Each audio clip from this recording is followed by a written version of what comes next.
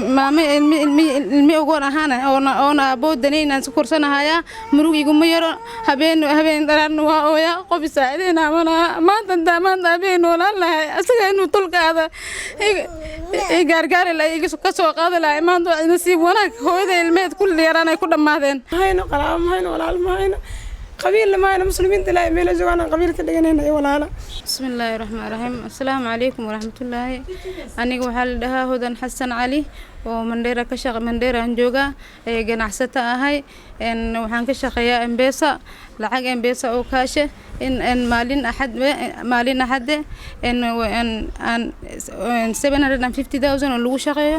habeenkii ahay waa ciidan keenay sidii taxadir ahaan habeen dukaamaha Mandheera kor laga soo galaa أنا كعبسة عدّي العكس 750,000 مركز عدّي هبين 6 ساعة 85 دقيقة تو يا سوقلي العكتي سرت أكتاد وكقاضي أنا كمان تحان أسوع عصدي هي اللي ما هاستو قرابة ما هاستو بنا ما قوي ولا له يقول يرينا يقدر ماذين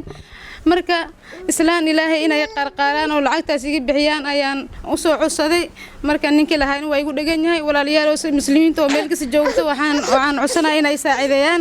مامي إنا يساعدين ربا إن مامي المي أقول أهانا أنا أبودني أن سكرسنا هيا مروق يقوم يرى هبين دران ويا قف يساعدين ما تندمان هبين ولا لا أصلا إنه طلق هذا gaargaari la iga ka soo qaadi lahay maanta nasiib wanaag hooyada ilmeed kulli yaraan ay ku dhamaadeen hadda waxaan noolani walaashaydan bas tulka markaan aada walaalyaal oo saacideen markaan dhahaye hatul wax waa maqal wax dhul qaada ma laha waayo maanta ciidiyo waxay haysto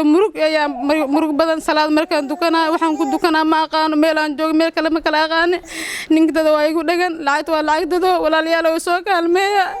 Allah idin barakeeyo soo kaalmeeya muslimiinta meel kasta joogaan بسم الله الرحمن الرحيم السلام عليكم ورحمة الله وبركاته مسلمين تدمان ميلي جوان وين سلام يا سلام كلي لا بين السلام يا نبى أنا قبضي لا كسوق عندنا كشقة سنة رمنا أنا لقى حظي أنا لقوا دعي دكان كان نحتاج أنا جونا إيه اللي قرابنا وين وأنا قرب استايونه قرابي مكوتة إنه هي ده هي نكسلامين وإنه هستا العاد واحد ده صمر قاتل وهاي واي وقف كلان حوله دت كل ماذا dadkina ma hayno qaraabo ma hayno walaal ma hayno qabiil ma hayno muslimiinta ilaahay meel joogaan qabiil ka dhiganayna ay walaala marka lacagta 250 kuwa muslimiinta gargaar ahaan ilaahay dirtiis waxay noo heli karaan inay noo gaagaaraan ka codsanayna taas ayaa maanta soo badhignay ilaahay idin barakay meesha joogtiin bana caawiya insha Allah